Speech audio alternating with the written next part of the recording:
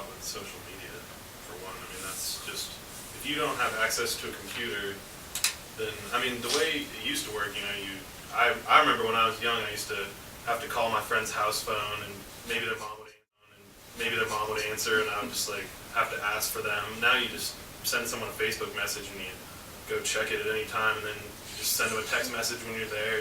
Just like I don't know. I just remember that kind of hoping someone was there when you're ringing their doorbell. It's just not like that anymore. Now you pretty much keep tabs on everyone everywhere, and so if you don't have access to this, like you don't feel this same kind of sense of connection to everybody, that you don't really understand it even. I mean, some people might find people who are on their phones all the time annoying, because they're like, oh, you're not living real life really, you need to talk to people around you, but they're talking to people they care about probably, Well, like kind of what I talked about, like with echo chambers, I do think that can be an issue with people surrounding themselves with media that's only interesting to them, so that they don't really participate in anything broader than that. Although it is still kind of maybe satisfying, or giving them more like satisfaction, improving their self-worth. And then another thing is that with so many people having technology, more people are empowered by it. Like we've seen instances of like mob vigilante journalism almost, where a reporter had a bad tip about someone who'd done something in a particular case, and then like social media decided to leap right on that, and then that person was harassed and doxxed and all this other sorts of stuff, and it wound up he wasn't actually involved in the crime at all. So I think people having more technology definitely creates these complications where sometimes like they do have like power. They do have the power to spread messages, to reveal information, and not everyone is really trained in how to use that responsibly, trained as journalists are.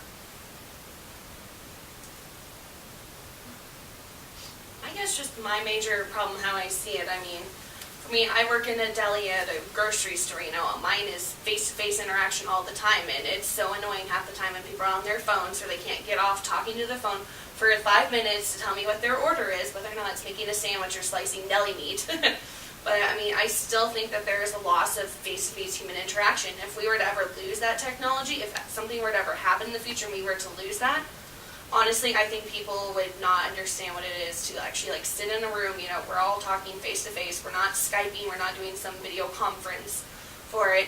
So I mean, if we were to ever lose that or something were to be compromised, people would probably panic because they wouldn't have those skills where if you grow up on this technology, that's your world. So if you lose that, what skills do you have to go back on? Which I think it's so good for us, and we're able to reflect on both where we've grown up with those older ways, but we've evolved into this more technological world. So we can understand that grasp. I think the next few generations, they're going to lose it. They're not going to understand it. I think that people are just naturally very social creatures. And I think that a lot of people are afraid that technology is going to make us lose our connection of wanting face-to-face, but I think there's a lot of evidence that we need real human touch most of the time. There are people with internet relationships who are satisfied talking to people and they feel fulfilled, but there's always that point where they want to move it to the next level. No one's satisfied being so distant from someone they care about for so long. We need that human connection. And I think technology has come as a way to show us that we're not really alone, even when we're alone. We're always surrounded by each other. We're always in communities, basically. Unless you really hate other people, you stick around them. And so, yeah, it's changed the way we communicate, and maybe sometimes we lose this face-to-face communication because you're on your phone, but I don't think it'll ever go away completely. It's something that's naturally in all of us. So, I mean, yeah, it seems dangerous. What I think is most dangerous about it is the fact that we can't seem to grasp that you can't really talk on the phone when you're in your car. I think people misusing technology in dangerous situations is the true danger of just over-communicating. You can be alone. People are forgetting how to even be alone sometimes. I know a lot of people who get in the car and immediately start a phone call just because they don't want to just drive and do nothing. And it's like people just don't realize these kinds of consequences. But in terms of destroying communication, I just don't see that happening. Yeah, I agree with your point. I mean, I think what I'm getting from your guys' comments and what I think about it as well is it's about achieving a sense of balance.